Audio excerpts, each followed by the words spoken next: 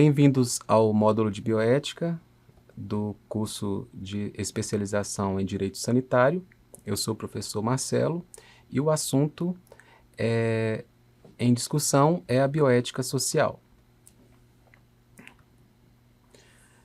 Em relação ao desenvolvimento, as fases de desenvolvimento da bioética, a literatura divide em 4 momentos. O momento que vimos na nossa primeira aula, que é o surgimento da bioética, com Van Rensselaer e Potter, em 71, né, com a proposta de uma bioética global. A expansão e consolidação veio em 79, com os autores de Beauchamp e Shields, com o principialismo na bioética, foi o assunto do vídeo 2. E a revisão crítica e ampliação conceitual é o momento mais avançado da bioética, que ocorre principalmente após 1990, onde surgem críticas da insuficiência daqueles princípios bioéticos diante de alguns problemas sociais, por exemplo. E em relação a essa ampliação, a inclusão do contexto social na bioética se consolidou principalmente após 2005, com a publicação da Declaração Universal sobre Bioética e Direitos Humanos, da Unesco.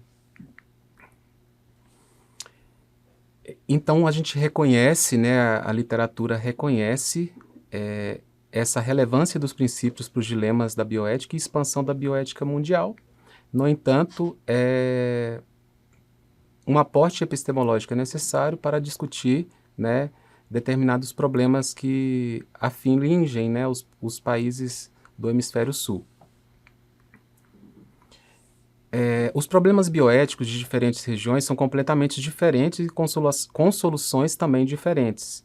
E aí o ideal é uma bioética mais crítica, comprometida com o social, que seja extremamente prática, politizada para tratar de frente, né, com esses problemas que afligem a população.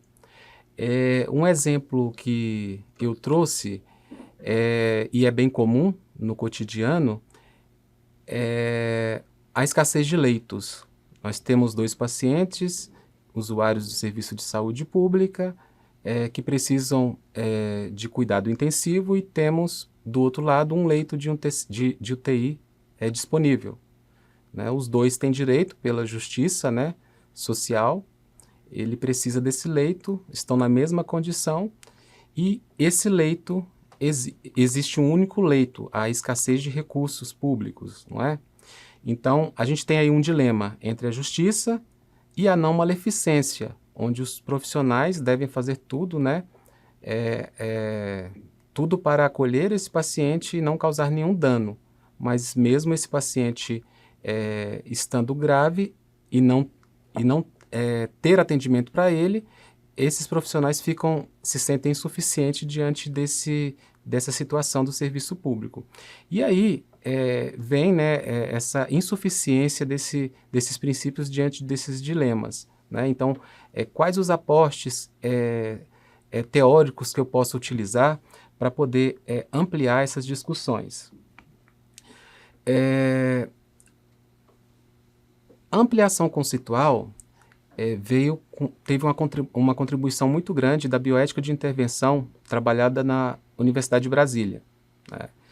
E o principal teórico é o professor Valnei Garrafa, né? E outros teóricos também do Brasil e da América Latina, que não vamos adentrar nas outras vertentes de bioética social, porque temos pouco tempo.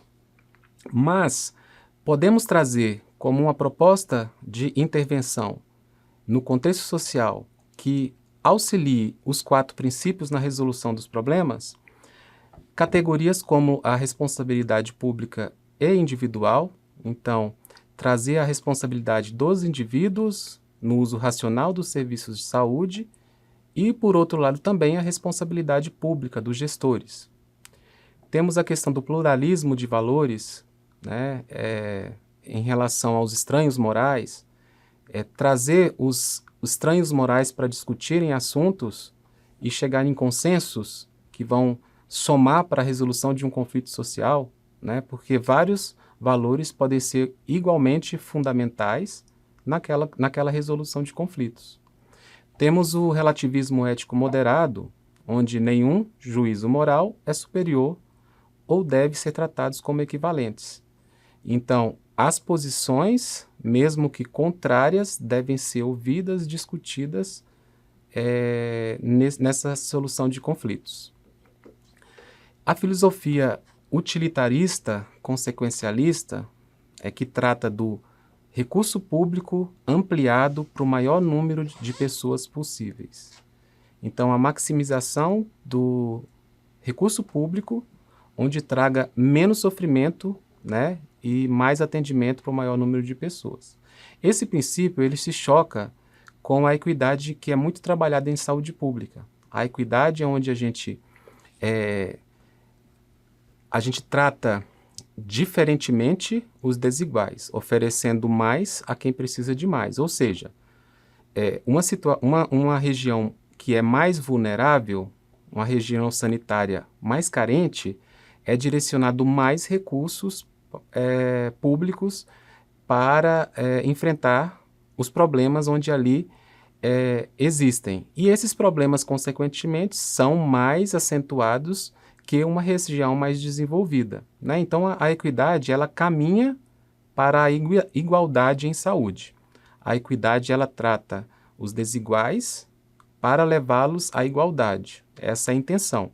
E o utilitarismo, né? Então, é um utilitarismo consequencialista na medida que esse recurso tem que ser potencializado, mas a gente não pode esquecer que existe a equidade ali também, que ela clama pelos vulneráveis, pelos mais frágeis da sociedade, né?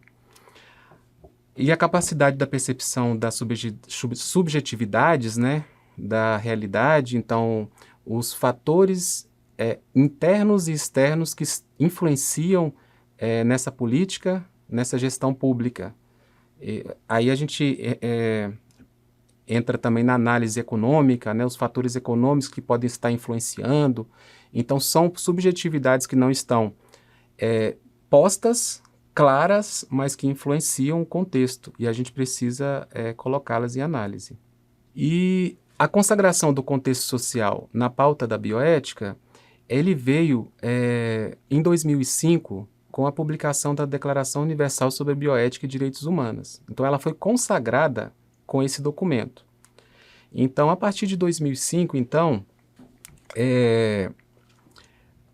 foi então consolidada essa ampliação e outros apostes epistemológicos começaram a ser trabalhados. Então, ela tem os princípios, né? Por exemplo, a igualdade, a justiça e a equidade. Então, essa igualdade, justiça e equidade, ela foi trabalhada de forma ampla, né? A fim de que os gestores entendessem o papel da equidade em relação à igualdade, né? E que onde existia um conflito muito grande no entendimento da relação de igualdade dos recursos públicos, né? Da questão de tratar regiões de forma igual. Então, mesmo o Nordeste, retornos de impostos menor do que o Sudeste, recursos deveriam ser direcionados de uma forma que atendesse àquela desigualdade, porque os problemas sociais ali que existiam poderiam ser maiores do que regiões onde tinham um retorno maior de investimentos, né? De dinheiro público, na verdade, de impostos arrecadados. Então, alguns princípios como respeito à vulnerabilidade humana e à integridade individual, aí a vulnerabilidade humana remetendo diretamente à questão social e à questão intrínseca ao ser humano. Então, a vulnerabilidade que gera doenças, né? E também a fragilidade humana no seu sentido intrínseco, de fragilidade ontológica mesmo, em relação à questão biológica. Então, essas duas vertentes começaram a ser analisadas juntas, né? A questão da responsabilidade social e saúde, né? A análise da responsabilidade estatal, a solidariedade, cooperação, compartilhamento de benefícios, isso pensando no avanço tecnológico, no avanço científico, pensando aí nas novas drogas, nas novas tecnologias, o acesso da população vulnerável a essas tecnologias. Então, essas questões entraram, né, na pauta da bioética, não é? E a declaração, ela tem um peso muito grande na bioética, no sentido pedagógico, não é?